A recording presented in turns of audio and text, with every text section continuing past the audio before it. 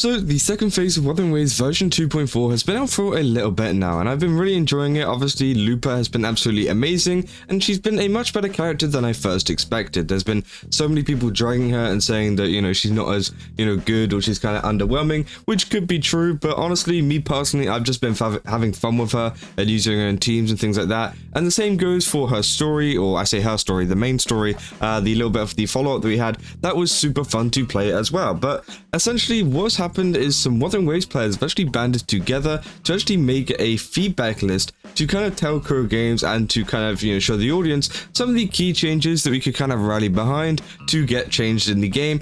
And most of them are small little quality of life changes, but they honestly could make a big difference whenever it comes to Wuthering Waves. So let's just take a look at this because it is very, very interesting. This is coming out about 21 hours ago. This is from someone called Narida Zero, sorry. It says Wuthering Waves version 2.4 feedback list with visuals. They say, hello again. Over the past few days, I've compiled some of the most upvoted and well-received feedback from the Wuthering Waves community across various platforms, specifically focused on this patch. I've summarized these points into clear and easy to digest slides for your convenience. So again, this is feedback from the whole community. This isn't just one person kind of like bringing up the fact like, oh, I want this, or oh, I want a free-for-all RE, something like that. This is coming from multiple people across the community that haven't necessarily worked with this person, but it's something that they've observed in the community. And they said, with the upcoming survey likely arriving this week, feel free to use this as a compilation, as a reference when submitting your own feedback.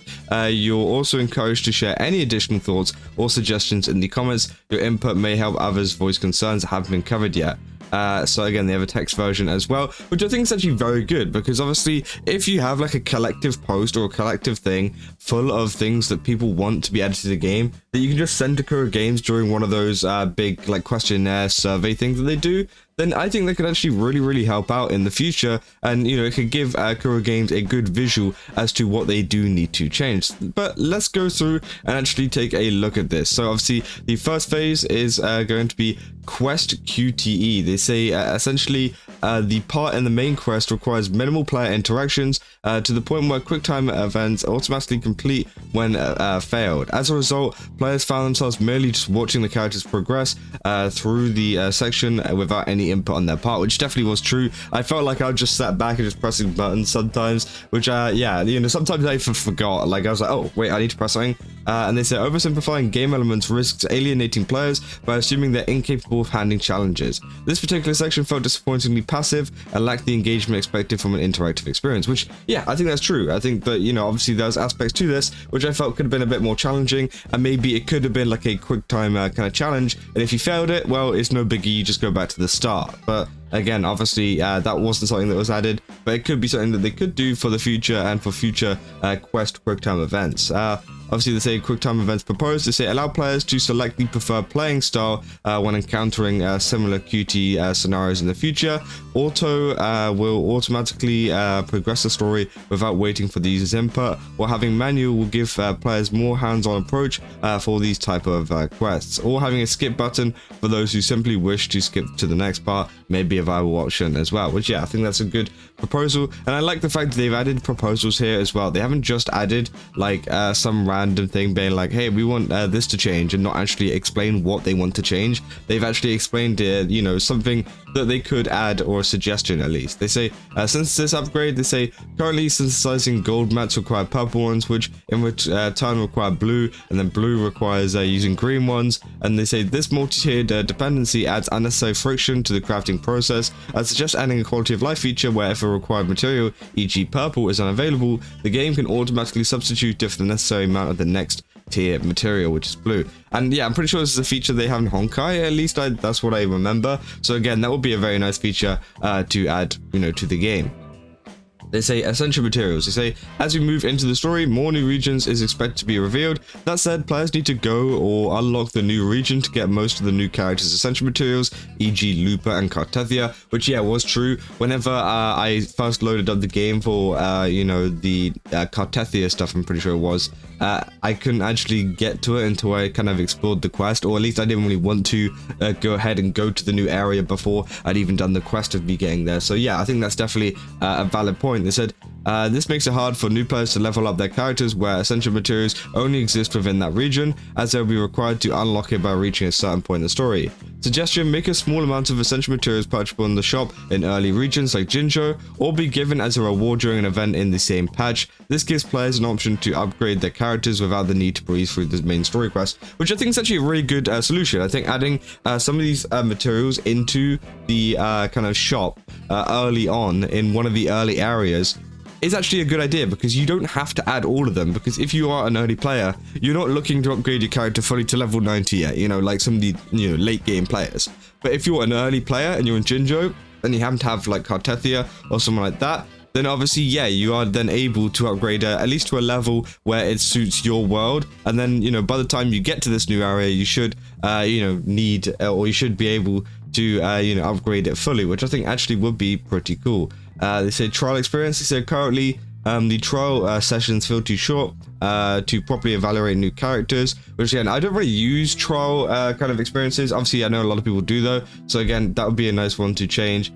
Say event organization tab. The current layout of the events tab can become cluttered. Yes, definitely true. I found this quite a bit. I said as it displays both completed and ongoing events without clear distinction. This often leads to unnecessary time spent clicking through each event to determine its completion status. Please consider adding an option to hide or archive the events. Alternatively, completed events could be visually grayed out, which, yeah, that would be cool, having grayed out ones for like the completed ones, and maybe having just like a separate tab for the ongoing ones, like for example, you know, like the kind of hazardous tower one and things like that. You know, there's some for TOA, there's some for holograms. I think they could be put into a separate tab because they are like more permanent ones. Again, maybe that's just me, but I think that could be a very, very nice change. Say weather control options. The newly added weather effects such as rain and Septimon are a very visually impressive enhancement. However, that many players capable hardware would like to experience more consistently. However, the current system relies on random weather triggers, which can make it difficult to fully enjoy these effects. Please consider implementing a weather control option in the settings menu. This could allow you know, them to manually trigger specific weather conditions, which, yeah, I think that would be cool. I said add a pity counter in the corner of the convene. Yeah, I mean, yeah, that's definitely a super useful one, because again, it just adds that, it gets rid of that annoyance of having to go into the history, going through and figuring it out for yourself. Obviously, say remove limit in weekly challenge. Which, yeah, I think either they should do that or they should just like kind of increase it. Either one, I think is fine. If you like increase it to like 5 or 6, maybe that would actually, you know, be a more kind of compromise, or like a more like in the middle kind of way to kind of solve this. Because again, I don't know if they would get rid of it completely, but again, they say please consider removing the weekly challenge cap and instead adopting a system where the first 3 weekly boss attempts are free, with subsequent attempts costing a set amount of stamina or a premium resource. This approach has been suggested by other players and would provide greater flexibility while still maintaining balance and progression pacing. Which, yeah, I think that could be it. Or they could keep it at the same price as it is now and then just charge more stamina for doing it even further. I don't know, maybe that's just an idea.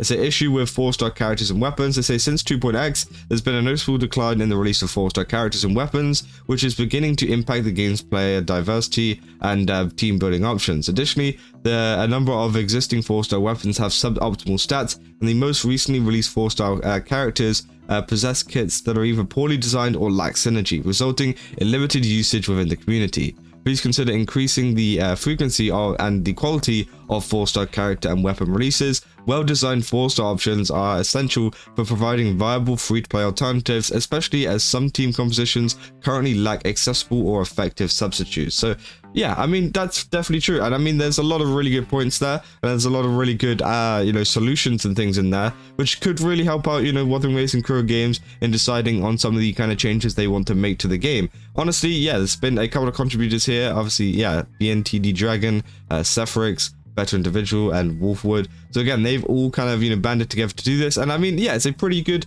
post, I'd say. It's got 2.1 thousand upvotes. To say, as always, thank you for the proper compilation of player feedback. This is how our community should be, which again, I think it is a very, very good post. And I think, you know, as we've gone through it, I think there's a lot of agreeable changes that could come to the game. But hey, you know, let me know in the comments what you guys think about this, because again, I want to know what you guys think about some of these changes.